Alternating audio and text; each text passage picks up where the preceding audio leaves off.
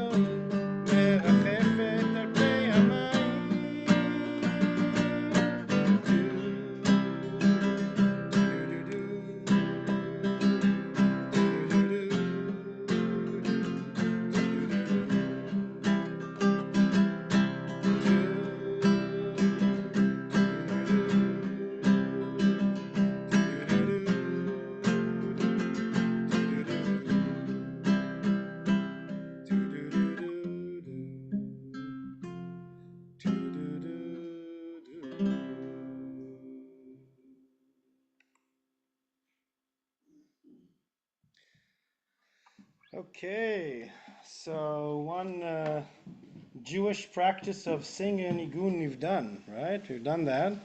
Before we continue, we say our blessing, and I want to teach a certain way today how to say the Shema in a way that is kind of like holistic with this mystical tradition. A couple of announcements. First and foremost, you still haven't heard about the Thanksgiving interfaith service that's happening on, well, Thanksgiving morning at Temple Sinai right here. Please take notice and come. There's going to be people from different churches and at least one mosque that I know of, and it's been going on for 150 years apparently in Rochester, and we're just lucky to be hosting it this year, and the Social Action Committee is on top of organizing, so it's great. And if you want to volunteer, and if you want to come, just come 11 a.m. So not just learn about, how we learn here about Islam and this and that and Christianity. There's actually going to be an opportunity to meet and worship together. I probably should use a microphone. Hello. Then another, what a change. Then another thing is that we are in the process of purchasing new OWL cameras to Temple Sinai. because our adult education programs is expanding, as we can see. And the one that we're using today is chipped, and therefore it's blurry, like the people at home see us blurry. So, and then we actually ordered already 2, because we need one for this room and now one for conference room A.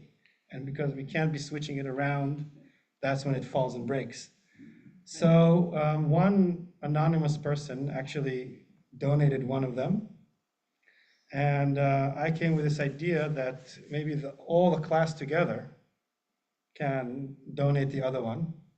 So I made a calculation. I'm not very good in math, but more or less today we have a little less people. I think there's an event at the JCC or something like that. But basically, it came out to the amazing amount that if everybody donated $18, will exactly cover the owl camera. I don't know, it's like a Kabbalistic thing. That maybe together with the people who come to the Sunday class, right? So of course you don't have to, but we'll pass these around. And if you scan it, it takes you to a place where you can, if you so want to feel like you want to help the adult ed tech department become professional so we can offer more of those services in a more flowing way, then they're here. Maybe you want to pass them around.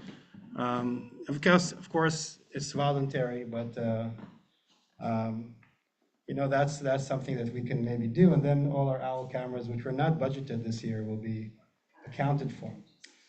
Okay, so it's like a social experiment to see, like, if it's if it's going to work out. But basically, I think it's think about it in a good way. All right, so.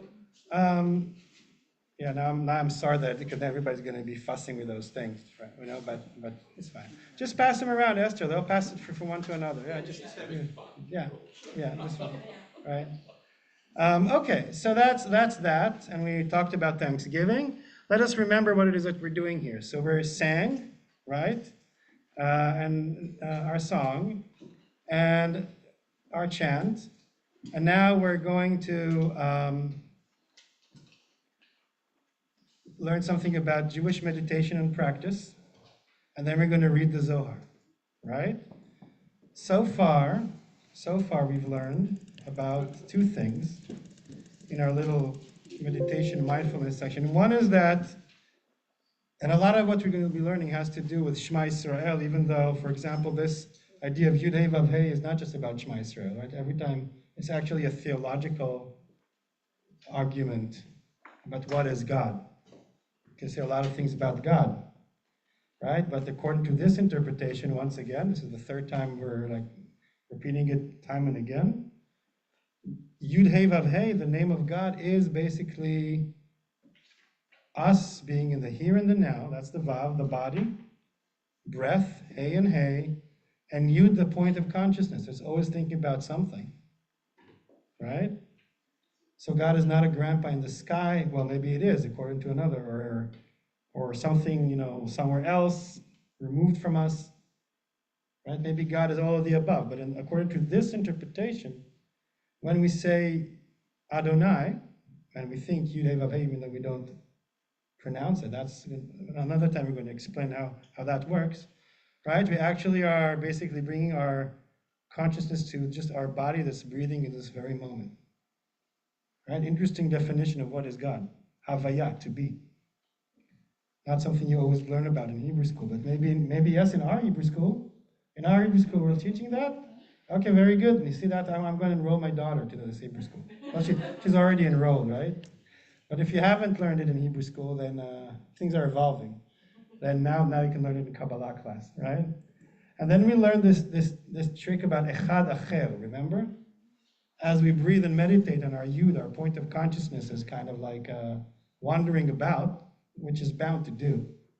That's what it's programmed to do. We're human. It's not bad. It's not a sin. If we have a monkey mind, it doesn't mean that we're bad, unevolved people. It just means that we're normal, right? Mindfulness person, right? So it's very natural. It's just about we're trying to be conscious of that, right? So then, evidently, if we tell you now it's time of harmony, let us all, kumbaya, om shanti, right? We're all one. everything is one, feel like your biggest enemy is one of you. Of course, again, don't think about the pink elephant in the room, right? Obviously, what's going to come to mind is all the things that trouble us, either internal or external, other, conflictual things that we feel, right? And then this meditation of the Shema wants to teach us that essentially there is a place where all these opposites connect, right? Maybe something to think about when we, for example, think about a divided country politically, or if we think about, things in our own life that we feel conflictual about. It doesn't matter how, if we're thinking about very small individual things, or in our family or in our community, or greater scope of things, right? It's always like, oh, the acher echad. It's actually somewhere it's all one as we breathe, as we exercise, as we meditate. Now I want to teach you a way in which some Jews, many Jews, say the Shema, right? So in our congregation, usually when we'd say the Shema, we'd sing it in a melody. Shema, na. That melody did not come from Mount Sinai, right? It has not existed. I don't know if we'll experiment now to say the Shema soon without that melody. I don't know if you'll succeed. Can you? Like just say the Shema? We'll try. We'll do our best, right? However, so in many Sephardi synagogues, I don't know if you've been, there is a tradition. How many people here are Sephardi Jews? Half Sephardi, right? I knew that about you. That's a Sa'ada, right? Not the Sherman side, right? So Sa'ada is very Sephardi, right? So Mizrahi, Sephardi, right? That's it? Only Leah is half, that's it? Wow, we're very Ashkenazi people, oh my God. It's like gefilte fish nation, yeah? She saved the honor of this congregation. We're grateful that your son-in-law is Sephardi. Yes. There you go. It's two half people who are like 5% Sephardi. That's all we get here. Lame us. All right. So the rest of us. All right. So God bless us. So in a Sephardi shul, in a Mizrahi shul, they know that you basically say so basically every word becomes one breath. So you say Shema Yisrael. Well, yeah, but I'm not doing that. I'm chanting, but I'm not singing. I'm staying in the same note, I promise. Adonai Eloheinu Adonai. And then the echad, what you do is you take a deep breath and you say basically echad until you run out of breath.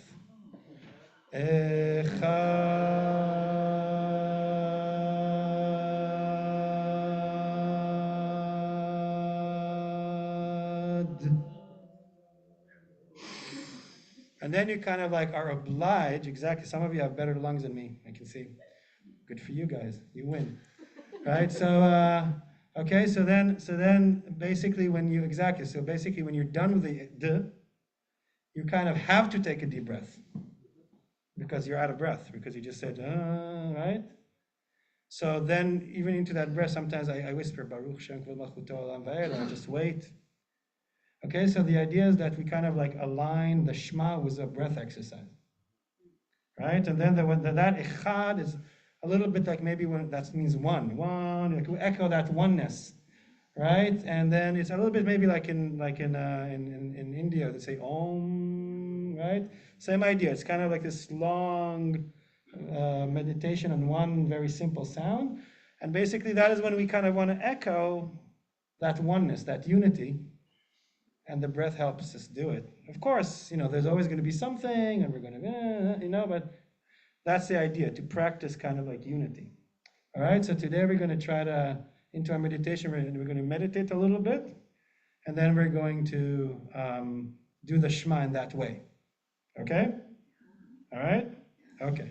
Well, one step at a time, little baby steps, but every time we learn another practical tool that we can then incorporate in other times. Okay, so let us now again, as we always do, like we've been doing this for years, This is our third time, as we always do, for years. This is our third week, right? So let us sit in a way that is conscious of how we sit or stand. There's one representative here. We're standing. Keep up the good work, right? It says b'shochvecha u'v'kumecha. You can really say the Shema in any position, right? So you can still sit in a conscious way, but just one more thing. In most Orthodox synagogue, unlike here, people sit when they say the Shema and they stand for the Amidah. In the Reform movement, for some reason, people like to stand for the Shema. If you like to do that, that's fine. The Mishnah says that the Shema can be said in any posture that you are in. And they say even if you're dangling from a tree, picking up dates from the tree, you're like upside down, picking up, and then the sun sets and it's time to say the Shema, you can say it even dangling from a tree. Why? Because b'shochvecha u'kumecha. The Shema, unlike the Amidah that's the name of the prayer, Amidah. You stand, Shema has nothing to do with your physical posture. You can sit, you can stand, you can be doing yoga, you can be, on your Feldenkrais bed, whatever, right? You can, so that's to know about that. So if you're standing, that's good. If we're sitting, that's good. And then, so now we go back to this exercise where we just are conscious of our body, right? So we want to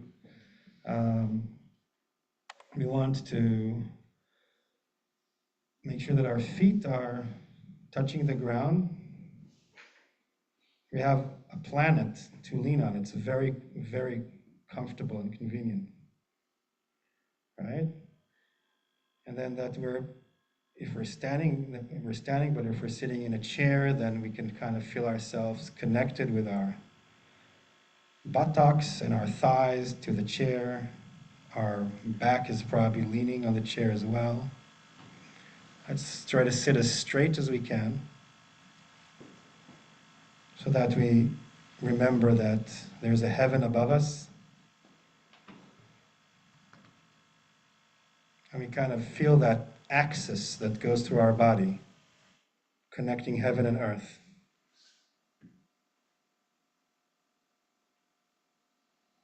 And let's just notice our breath.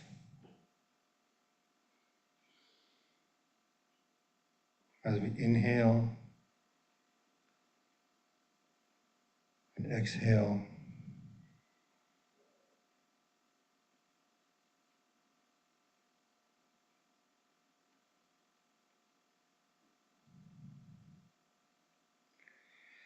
You can try with every inhale to kind of be like a millimeter, like a tiny bit taller.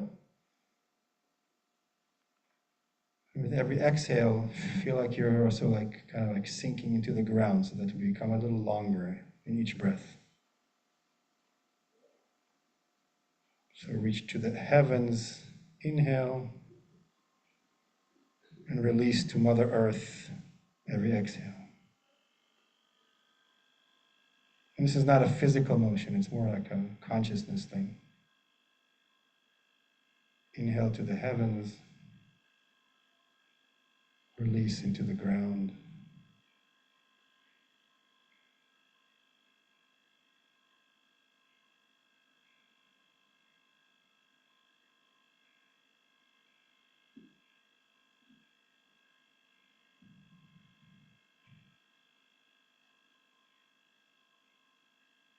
So this is our Vav, our body,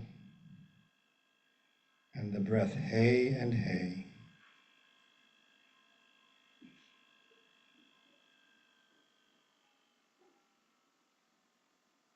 Inhale and exhale.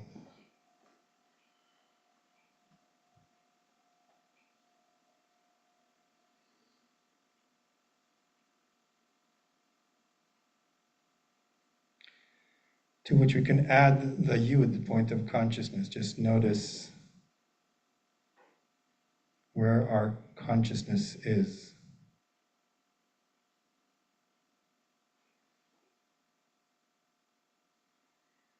Observing all the acher, all the other things that come up inevitably as we try to focus on our breath, our body, and the present moment.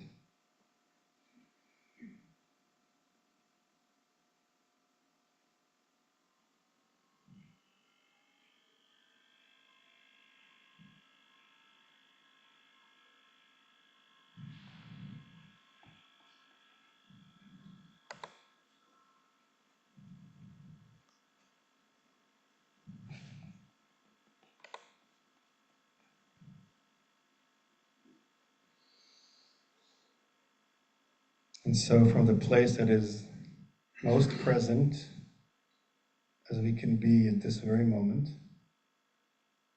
as connected, as unified as we are, let us try to say the Shema together in that way that we have learned. Each word will be a breath, and Echad will be as long as we can hold our breath.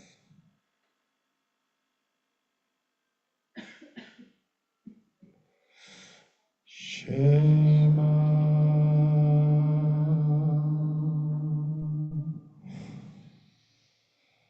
Yisrael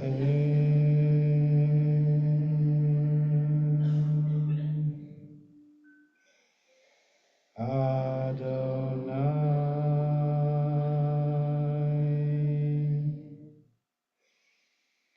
Eloheinu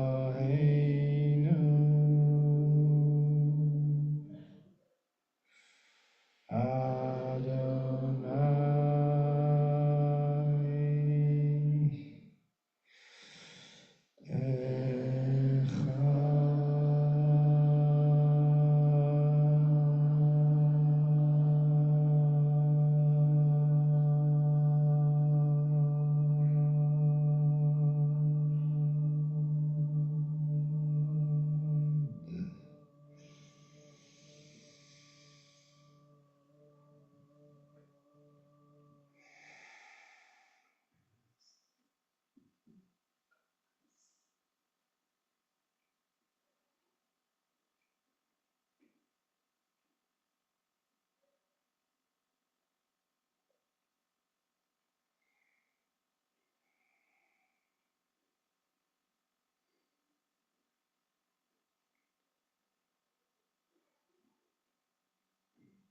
From my experience, the silence, not just the outer silence in the room, but the inner quiet that somehow is experienced after that Shema is always a little deeper and quieter than the one before.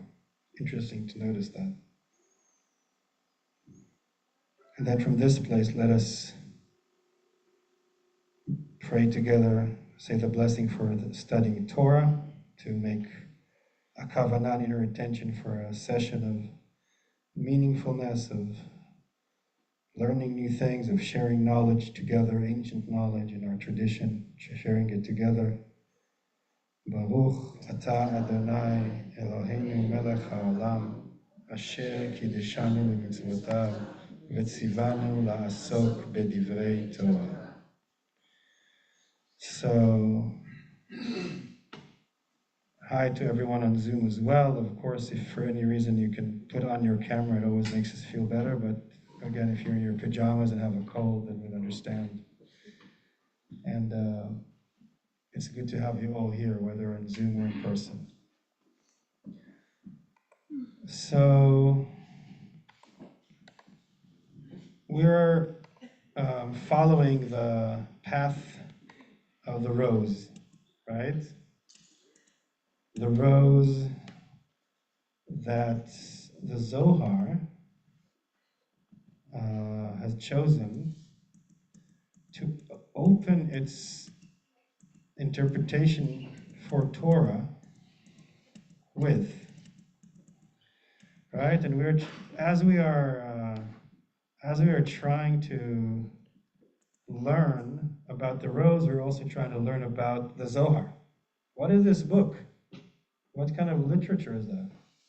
What kind of a journey? What are they teaching us? How are they trying to teach us what they teach us? Those couples, those anonymous people from hundreds of years ago, right? Who have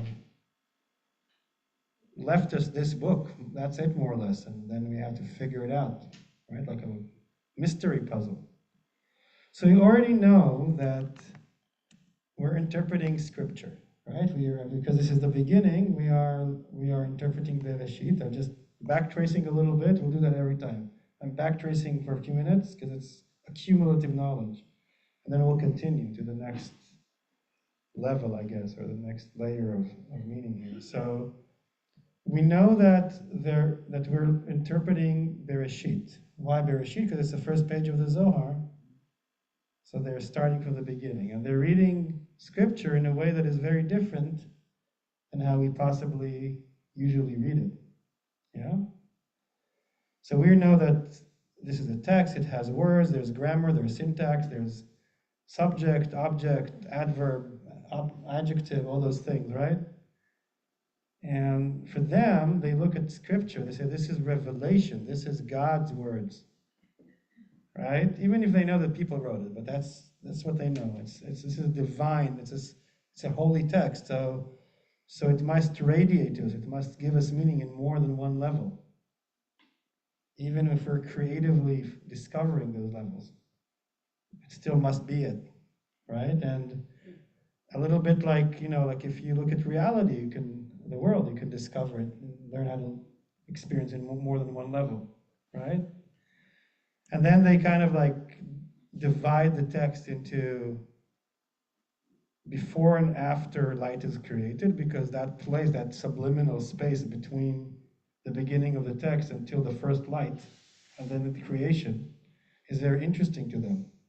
It's an in-between space where there's, according to the literal text, there's chaos and darkness and right and confusion. And we spoke last week about how sometimes that translates into something that we feel that's in the world, right? Like we don't know what's going to happen, scary times, right? Or any darkness that we find in ourselves, in the world. Right? For the Kabbalist, Bereshit is not something that happened. Genesis is not a history book. It's something that's always happening. We're always creating and recreating the world. So then that part of the text, which is before the creation of light, becomes a rose, where, see, the third Elohim here, the mem is missing by mistake. It's just a typo. I've been trying to like cut and paste, but it doesn't work when you're sharing screens. So just, right? We learned last week that they're basically looking at the text, and rather than seeing words, it's like magic eye, right? Like you said, there's this picture that there's some dots, and then you look, and then you see a ship or a fish or a cake or something that someone hit, like a three-dimensional, where you have to unfocus your eyes. You know those things, right? Same thing. They're looking at the text, and they basically count how many words appear between the word Elohim, God, and they find 13 and 5, and they kind of draw a rose that grows inside the text. We've said last week, maybe it's that guy with that kid with ADHD. The kid is always like drawing around the text when the teacher is explaining. Maybe some of us are that kid, right?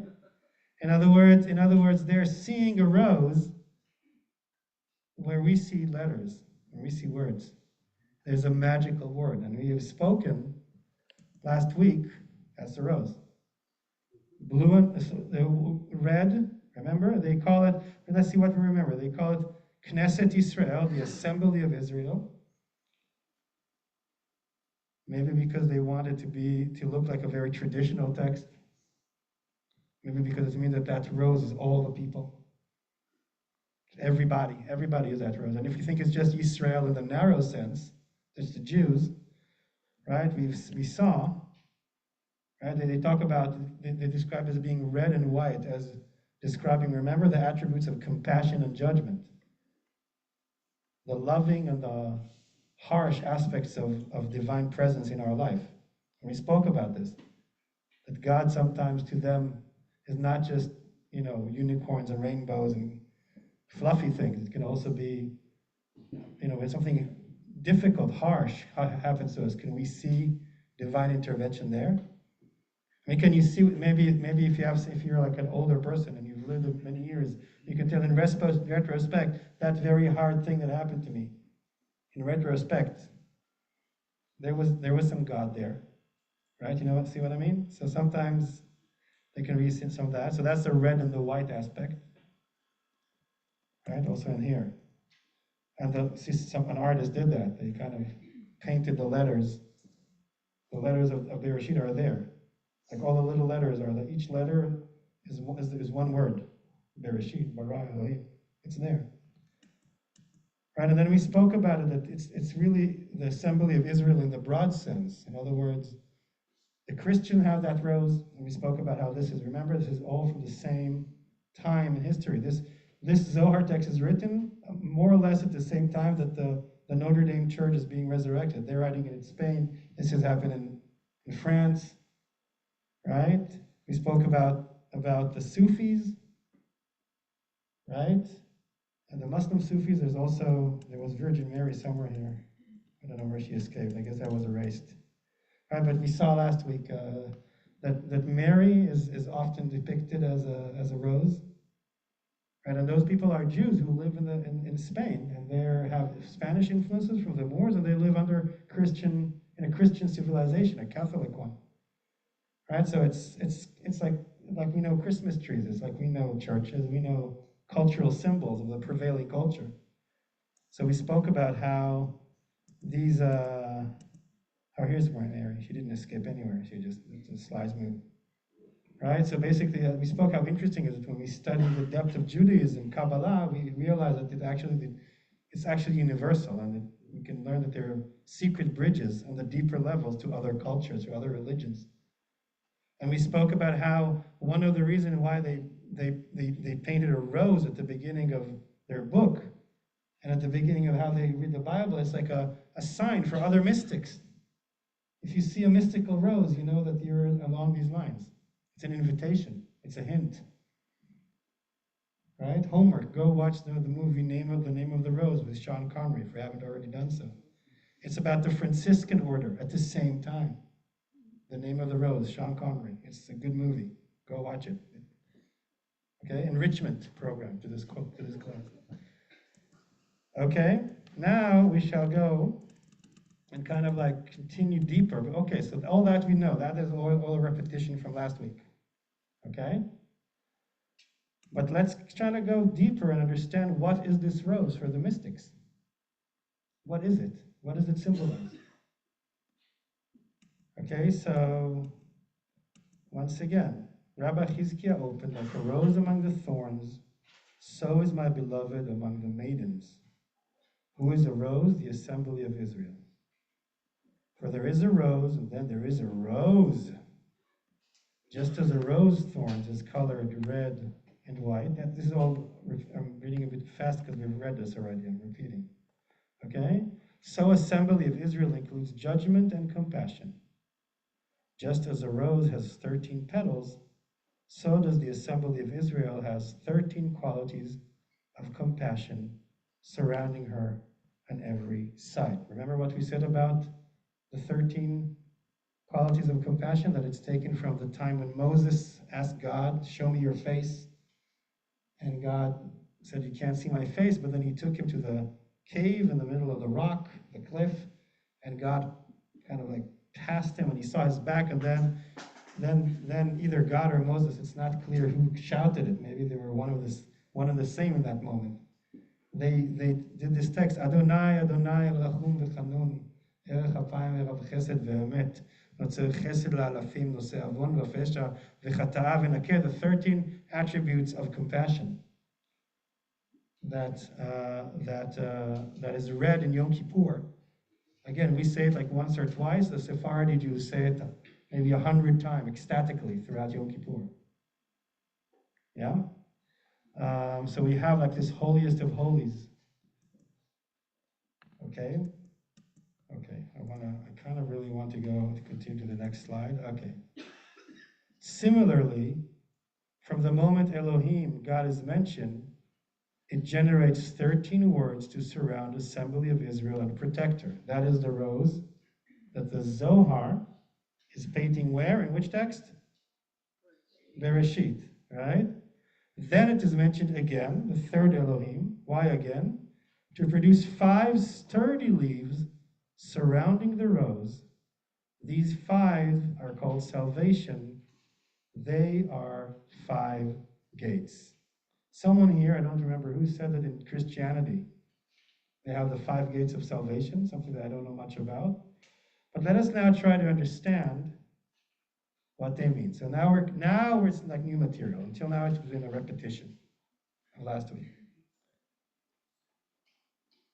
Concerning this mystery, it is written, I raise the cup of salvation. This is the cup of blessing, which should rest on 5 fingers and no more, like the rose sitting on 5 sturdy leaves, paradigm of 5 fingers. This rose is the cup of blessing. Does anyone understand what are they talking about? Well, there's a cup. There's a cup. Some of you are doing this. What are you doing? Can you show everyone? What are you doing? This. What is this? You're holding a cup in your hand. One is holding a cup in one hand. Any one of you as a practicing Jew ever did that? Yes. Raise your hand if you've ever held a cup as a practicing Jew. That's all? When you do Kiddush, right? When you do Kiddush, anyone ever held the cup of the wine in another ceremony? Kiddush is a true answer. It's related. And Passover. Well, yeah, basically always, right? When you make a Kiddush, you hold the cup in your hand. Anyone ever did a Havdalah ceremony or was present at the Havdalah ceremony? Why am I asking about the Havdalah? So all of the above are true. Okay? And basically, right, so we have you're being very, very, right, so where is it? I don't know where that slide is. I'm like overwhelmed with my own slides here. I don't know what to do. Right, okay, so, okay? All right, Jewish ritual. It is customary, I don't know how many of you know this, it'll be interesting to know too, for some Jews, when you hold the Kiddush cup or the Havdalah cup, to hold it, I'll demonstrate.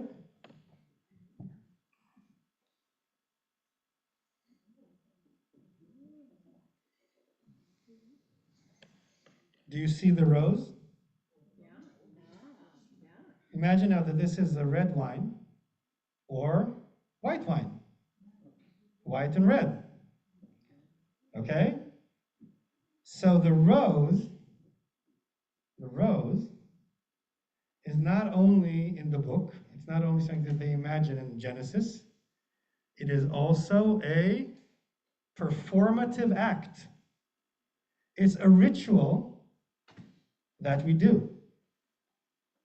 The rose, part of it, the 5 sturdy leaves are 5 fingers, and the rose, the cup that connects it with the rose is what?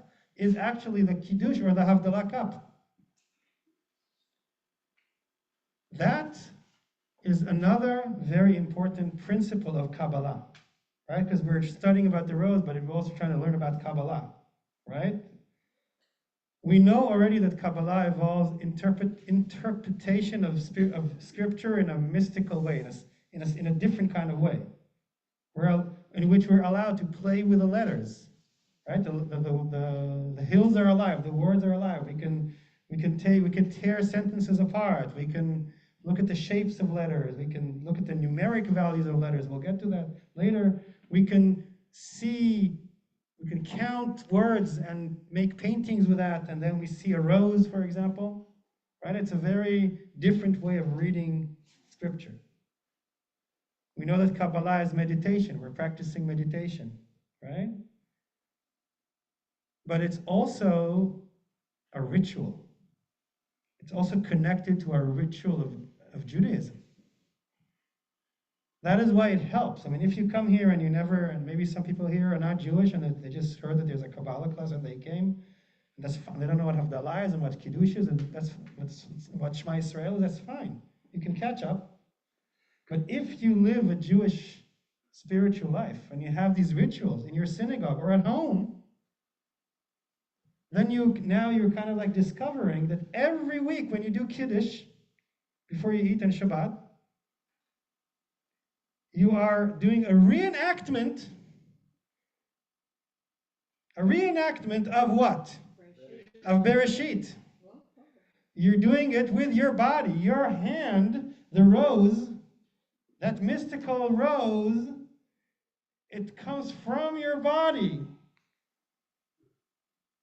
Right? It comes from our body. Why you are? I also do Kiddush. I should include myself. Right? It comes from our body. And then there's something that is a cup. Right? And that cup kind of like is just like that rose. It's reaching towards the heavens. And lo and behold, we bless on it. Right? We kind of say we are reenacting this creation story. And then we're also going to drink that wine. It's going to come into our body and actually alter our consciousness because it's wine. Okay? And we make the blessing. When do we make the blessing and why is that time of the week related to what we're talking about? Shabbat evening. How is Shabbat evening or the Havdalah, which is Mosei, the end of Shabbat, Mosei Shabbat, related to the story of creation? God, right? God created the world, right? You see, so it's not random.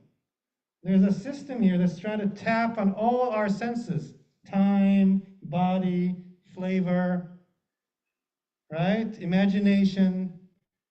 That's how Kabbalah works. It tries to create an event, right? A multi-sensual, kind of multi-faceted event from a very simple ritual that we do. Right? It kind of like, so it kind of makes you feel important. Look at me, I'm reenacting Genesis, right? But you're not the only one. Everybody does it. Right? It gives meaning to that ritual. So one way to understand Kabbalah is through like theology and books and mysterious texts in Aramaic and interpretation of scripture. Another way to understand it makes a lot more sense if you understand that these texts were basically guidebooks to how to perform Jewish rituals, right? So then you can kind of like have this inner language. Like if I'm in the bima, maybe, if you don't know, maybe I'm imagining a rose. Or, see what I mean? You have an inner world that expands the Jewish experience as meditative practice, as consciousness practice, as symbols, and basically saying Genesis creation is not something that happened once before and I have nothing to do with it. I partake in it every week, every day even. Okay, because I can say the Shema also, not, right? So that is something to know about Kabbalah. So if you look at the, actually let's focus on Havdalah for a moment. Why am I focusing on Havdalah? Because the Zohar said before, concerning this mystery, it is written, I raise the cup of salvation, Kos Yeshuot Esa, which, here we don't say all the Havdalah. Here we say, but you say, basically, Debbie Friedman was at Mount Sinai, again, and she wrote, right? You're not allowed to say Havdalah without that melody, right? We usually start from Baruch, but there's a whole paragraph before that. Maybe people who grew up in conservative or orthodox, Hineel Yeshuot Esav, and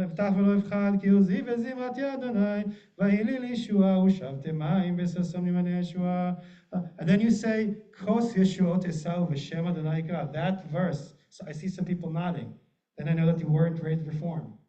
Or maybe you were, but you know that paragraph, right? This verse, I raise the cup of salvation in the Zohar, appears in the traditional text of Havdalah. See, if you know those texts, if you know those prayers, it helps you decipher Kabbalah. So they're probably alluding both to Kiddush and Havdalah because these are the ceremonies that we use, in which we use wine, right, and the cup to kind of like reenact the story of creation, right? Also the Havdalah, if you think about it, how is the Havdalah related to that subliminal part of the Bible before light is created? Separation. Also in the time of creation, when was light created? Which day? One. What is Havdalah? Well, it's the seventh day, it's the end of Shabbat, but then it's also the very first moment of the first day. Right? It's actually both the end and the beginning. It's like, we have a moment which is like Big Bang, it's like science fiction. You see what I mean? The moment of Havdalah is exactly when, just before we say let there be light, and Sunday, see what I mean? So again, we're like, the Kabbalists see themselves, and they invite us to do that too. Right? To see themselves as kind of like a big reenactment effort of the divine, and being that, kind of like identifying with that, bringing forth that creative energy. You know? Abracadabra, okay? Hocus pocus. We are creators. We have a divine element within us. It's a liberating thing. Right? They meant it. They you know, and look at us. We invented like smartphones and spaceships, and see what I mean? We are very capable and dangerous creatures, right? Who can change worlds. We can destroy worlds. That's what we've been doing successfully recently. Like no more winter in Rochester, right? You know what I mean? See what I mean? So we have that energy the Kabbalists are talking about, and they're reenacting it through ceremonies, right? So going back to the Havdalah, it's amazing if we can go through slides like we're traveling in time. Crazy stuff, right? So going to the Havdalah, oops, we'll get to the Havdalah. Okay, so what else are we doing in the Havdalah that has to do with the 5 gates of salvation? What are those blessings that Davy Friedman wrote? Well, she wrote the melody. What are we blessing over in the Havdalah? The first one is Bore Peri Hagafen. How do I know the order? I'll teach you a song, a secret. The fur, it kind of goes up in the face. So the first one is about Bore Peri Hagafen, which has to do with which sense? Taste. And then the next one, Bore Mine Besamim, from the mouth to the nose, right? Travel up, Bore Me'ore Ha'esh, and you're at the eyes, right? And the fourth one and last one, Hamavdil. What is it's our brain. We can, right? Now where's this one? Well, we're singing. There's voice involved. And where is this sense? Well, we're holding the cup. There's a physical thing, right? Yeah, according to Debbie Friedman, we're supposed to also touch one another, right? So there's so in other words, Havdalah is basically a Jewish ritual that kind of like involves all the senses. Therefore the 5 salvations can also mean the 5 senses. There's also a 6th sense, right? So you see what I mean? So basically, that's maybe a new way to understand what Havdalah is, right? But it's also a way to understand what Kabbalah is. Kabbalah is a kind of teaching that is not just through the brain, right? It's trying to kind of create a Jewish experience, Jewish learning that is multisensual. It's not just cerebral. Right? It's when Esther Brill tells everyone to start dancing in the synagogue. Right? It's when we are able to experience through more than one channel of experience. It's when the magic of Kabbalah starts to happen. Okay? And then we also understand that the Jewish rituals that we know, that we've been doing all our lives, they actually have a depth of meaning that maybe we weren't aware of. That either were there all along, or that the Kabbalists just added them. That's a good question. Not sure. Right? Maybe the people who invented those rituals had these traditions, and maybe they were added throughout times. Probably both are true. See what I mean? Doesn't matter actually. It's there. It's there, and each and every one of us is invited to practice it in this way. Okay? So that is what we're talking about. So oftentimes when we are studying a Kabbalistic text, not only we will see that there's some Genesis, and they bring Song of Songs, and they bring something from Psalm. I raise the cup of salvation, and right. So it's like you have to be like this wizard who knows a lot of parts of the Bible and other Jewish texts. you also are always directed to ask yourself, which ritual are they talking about? What practical aspect is there to all this roller coaster of ideas? How can I anchor it in practice, in ritual, in something experiential that my body, my senses can kind of like be involved? That's the path. Something to think about our Judaism, our community. Are we creating enough? In many ways we are, in the school for sure. Right? Maybe the school could also think about those things even more, right? But so how much of our Jewish experience is sensual? Okay? It's an invitation to be creative. Bring the arts in. Bring the body in. Right? Okay. Are there any questions so far? Because I want to go forward, but I wonder if there's anybody who wants to ask a question. That I always wonder what that means. A couple million, but you're not sure where to begin, right? Oh, there's someone on Zoom who would like to ask a question. Yes, but then, can you unmute yourself? I think so. Can you hear me? Yes? Okay, great. I put this in a chat a while ago, so it's kind of feels like it's going back a little bit. I was just curious, when it says 5 fingers and no more, why does it say and no more rather than just 5 fingers? So I'm not sure.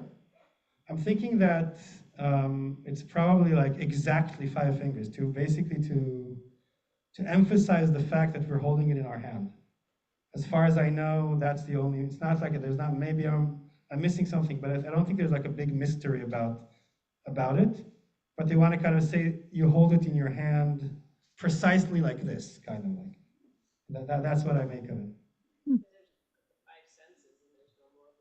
So there's the 5 senses, like they want to emphasize the importance of the number 5 of the 5 fingers, right? Like I would say, hold it exactly or precisely with your, like this.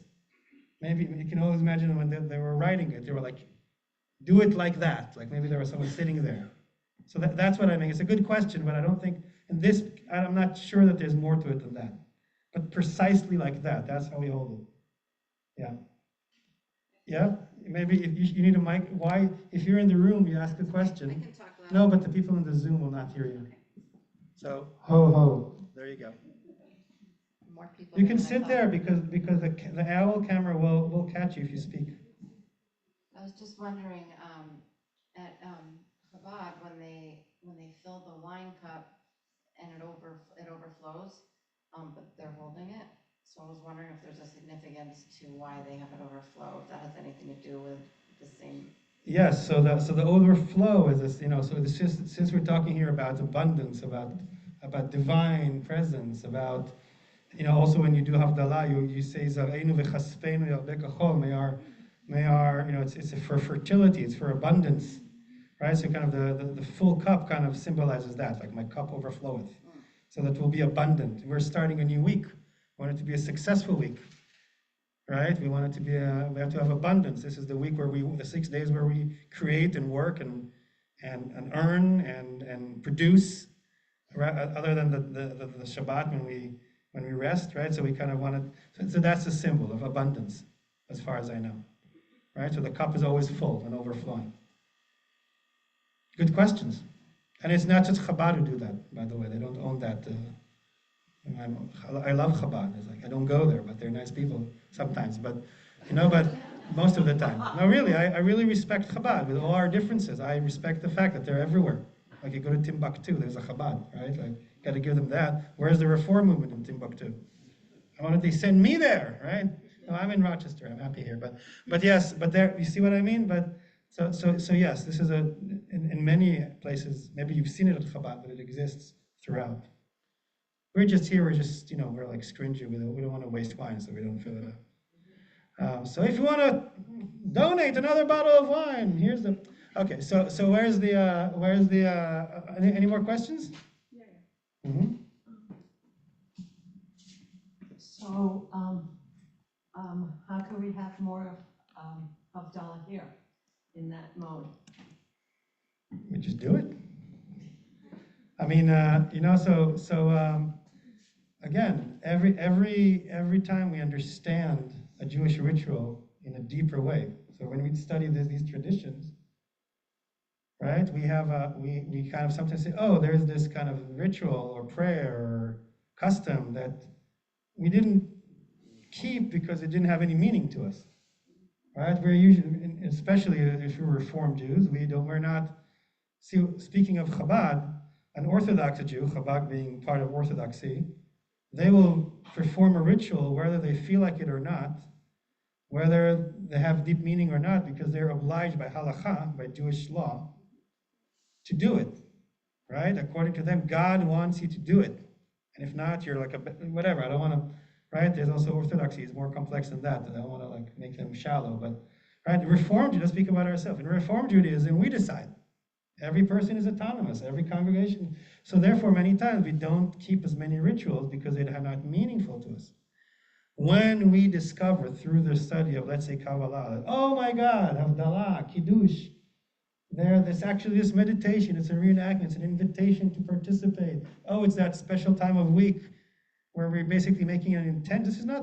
This ritual, it's intended to send kind of like a focus, just a moment, into the week, right? Havdalah is like the Kiddush of the week. You're sanctifying the week, so that'll be, right? And you want to do that, you want to make that ritual, all of a sudden it's like, oh, I want to do it. You know, you can do it at home. It's really not rocket science. You get yourself like a glass of wine or grape juice. You get yourself, a candle. You get yourself something that smells good. Hopefully you have one, like a tea bag, whatever. Yeah, it doesn't have to be the one with it can be, right? And you just, listen to Debbie Friedman and learn how to sing it. If you don't sing, you just say it. Gather your kids, gather your grandkids, whatever, right? You just do Havdalah. Now, you want to do it in the synagogue? Sure, we can, decide that every so often we meet and Havdalah as well, right? And do Havdalah. In other words, yes, that's the idea of it's chicken and an egg. You find more meanings in rituals, and then before you know it, we'll be like ultra-Orthodox here, like praying 6 times a day, and right. So, but we don't have to. I really want to say that part of this. Take a break, but it's not a break. A segue that's not a segue. Keep that thought. No, keep that thought, and keep your hand. I know you're going to get your answer to your question. There is, the Hasidic Jews. There are many different kinds. Like Chabad is one of them. Breslau is one of them. Some of them are very big, Gur, Satmar, like huge, like many. Some of them are kind of small. One of the smaller ones are Amshinov. The Rebbe of Amshinov, they're in Jerusalem now, in a certain neighborhood, not too far actually, like from where I was born, like a couple, like really around the corner. And what they do is that they are Orthodox, so they have to keep all of the halakha, all of the rituals, but they're like ultra Kabbalistic. Like we know now this secret, like for everything, they know like 16 of those secrets. How to hold it exactly, and what to think, and what to chant, and what to imagine, so what happens is that, let's say they start like Friday night services at Friday night, but maybe it takes them like a day to finish it. So in other words, they would sometimes do Havdalah like on Monday morning, seriously. And their Rebbe is the guy who decides. He's the one who's like intuitively feeling, and they have a different time because they're Orthodox, so they have to do all the rituals, but they're also doing all the Kabbalistic intentions. So sometimes, it'll be like morning time, but it's like 3 a.m. of like 2 days before. Seriously. So they will lay tefillin, which in Orthodox world you're not supposed to do during the night. They'll do it at midnight, and the other Hasidim are angry at them. Why are you laying tefillin at night? You're not allowed. And they say, no, it's because it's actually for us, spiritually, it's morning time. Yeah, there's like a whole bunch of Jews. That's what they do. They have a different, see? Why am I telling you about them? It's because if we started taking all our rituals, you know how long is like Friday night services? If you insert all those like Ahavat, Olah, like Ve'ahavta, all those, seriously. Each one of the prayers that we don't even like skip them, but each one of them, even if we skip, if you go into that level of meditation, oh my God, that word, that letter, that vowel, seriously. So So we have to, so thank God we reform, we can pick and choose. See what I mean? So we can basically decide, like now we want to focus on Havdalah. Now we want, but each ritual is an invitation for meditation, for meaning, and by the way, for creative meaning, because they also, you understand that as they perform, they also create. All this intricate, world wasn't invented by one person, right? Someone noticed the five, someone added the senses, someone found a verse, someone said, "Oh, it's also in Genesis." See what I mean? It's a creative process of people who practice deeply, and the rituals, invents or provides new meanings, and new meanings are embedded in the ritual, and that's a living tradition of creativity. It's fun to be a Jew, see? Yay, to be Jewish. Okay, right? Yes, now you get to ask your question because you've been so patient. I think for the sake of the people on Zoom, so that they'll hear, and everybody in the room, yes. There you go. Thank you. You spoke a lot of. Since you're here, maybe face everybody. Yeah. Okay. You spoke a lot of Havdalah, and what are we extinguishing when the candle goes into the wine?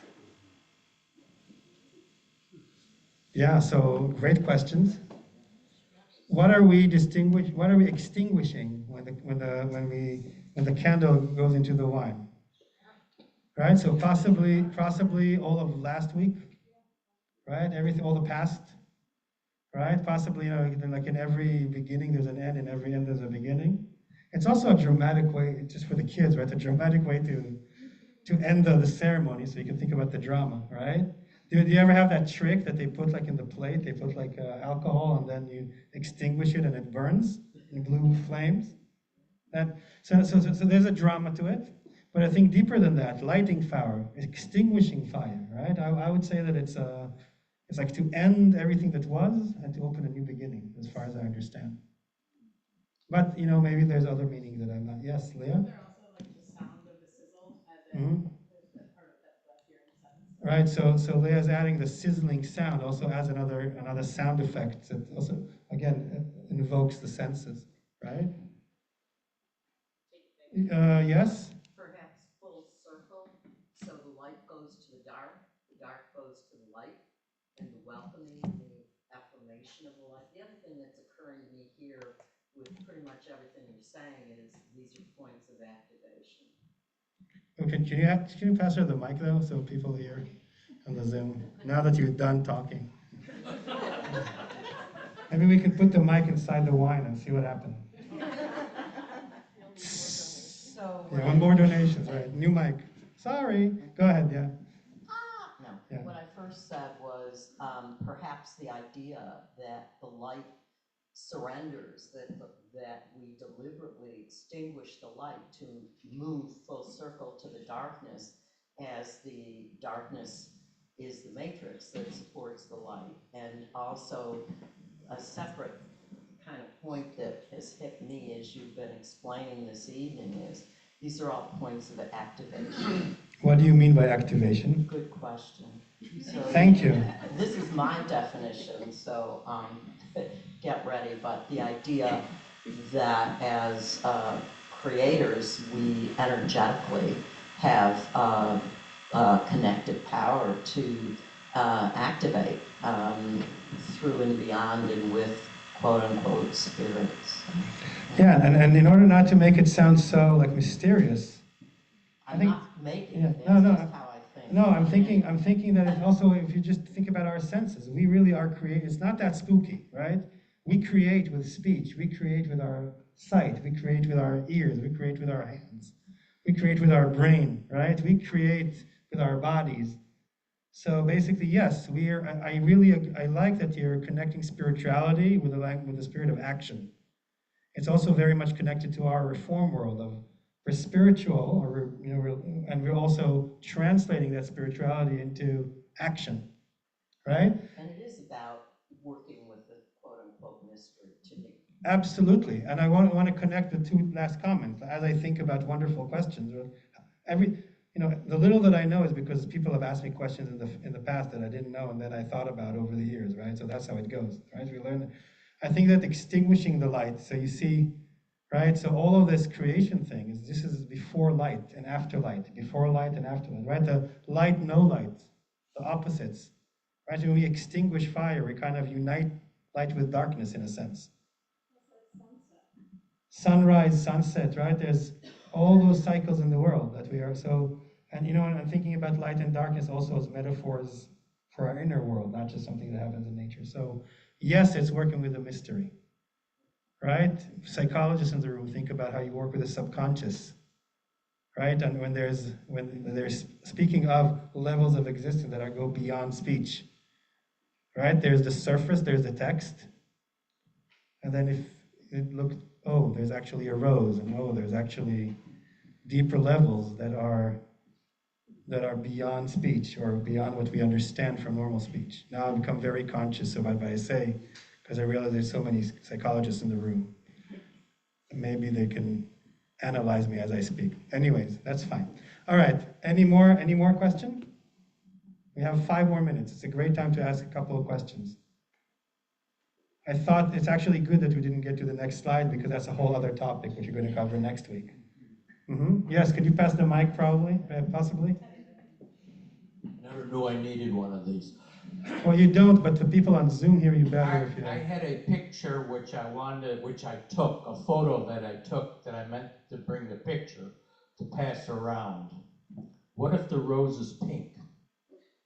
I woke up last Thursday morning, opened my eyes, and all I saw was we have a valance in our bedroom above a long window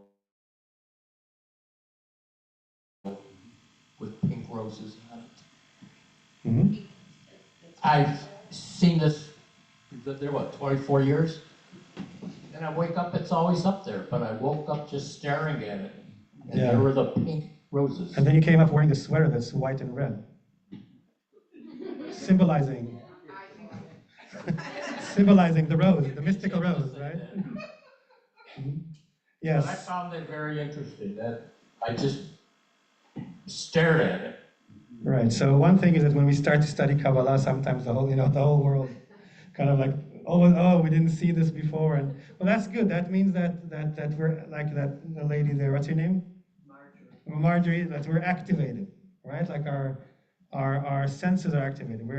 Well, the interesting thing about Kabbalah is all of a sudden, oh my God, it's all connected, it's all related. There's like this feeling that's good. That means that we're understanding that this kind of multi-level teaching and text is starting to connect to our lives in many ways, even to our own room.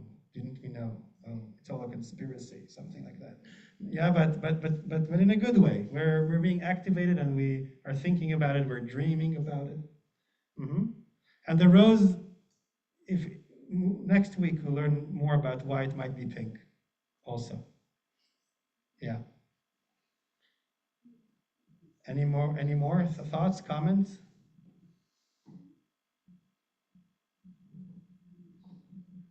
I apologize if this is obvious to everyone else, but can you go to the slide where the Bereshit makes the rose and just trace with your finger how it's a rose? How it's a rose? Yeah, like in the text. Oh, yeah, sure. I'm having trouble seeing it. I just have to share the screen again. Yeah. We've gone very far from that. Oops, you aren't supposed to see that. That's next week. Don't look, close your eyes. It's an evil thing. Doesn't want to move. Stop share. Go back to the slideshow. Escape.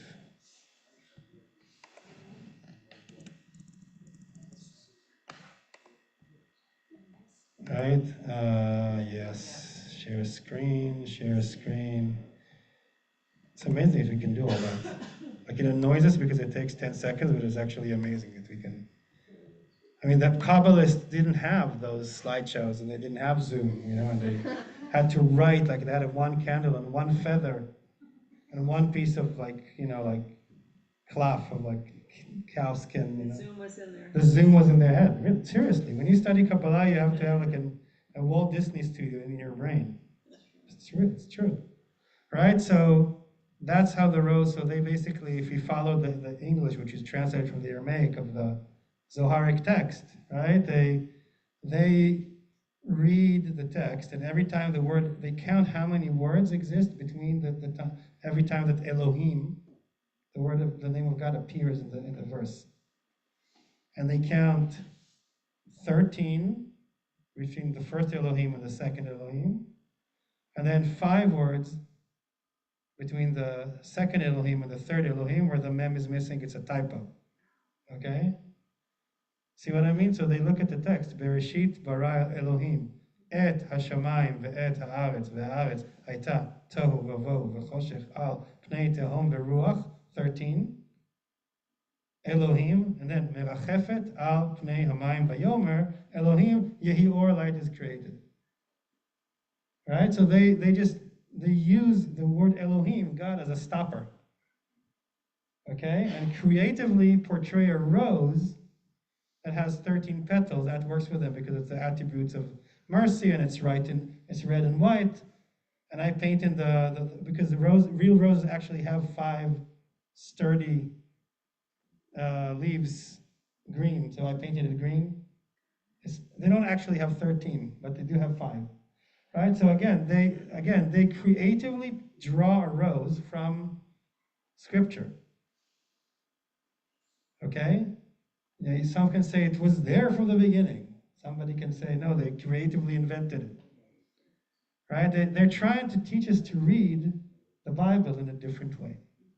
So it's time to stop. That's the fact that I didn't get to the other part of the lecture is actually good, because that means that you ask a lot of questions. And right? So to summarize what you've learned today is that we've added a whole other level to the study of Kabbalah, which connects it to Jewish ritual.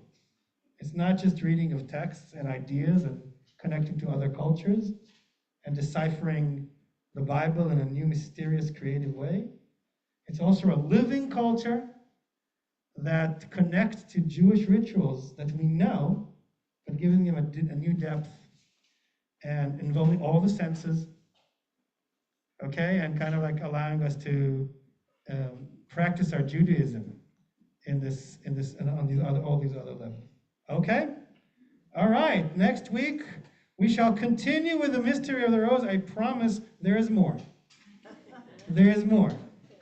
There's more. We're getting there, but we're getting close to the mystery, but next week.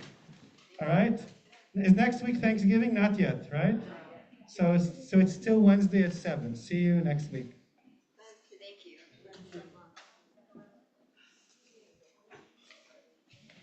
Oh, wow. I'm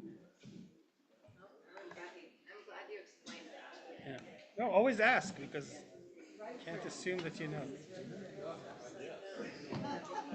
You got a problem, Rabbi? As I looked at the picture that now, there's many white, many red roses in there, but they all look at me the other day.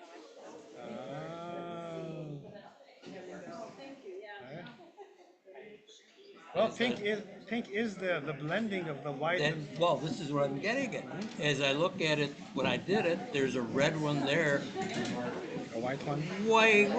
A little tint. But when I looked at it, all I saw was pink. Well, in life we seldom have something that's just white or white. Often we have a mixture, a blend of. Yeah, and because I said to her, they're all pink up there. What are you talking about? She had no idea what had taken place. Yep. Well, we're going to talk more about that next week. Mohawk, realized something.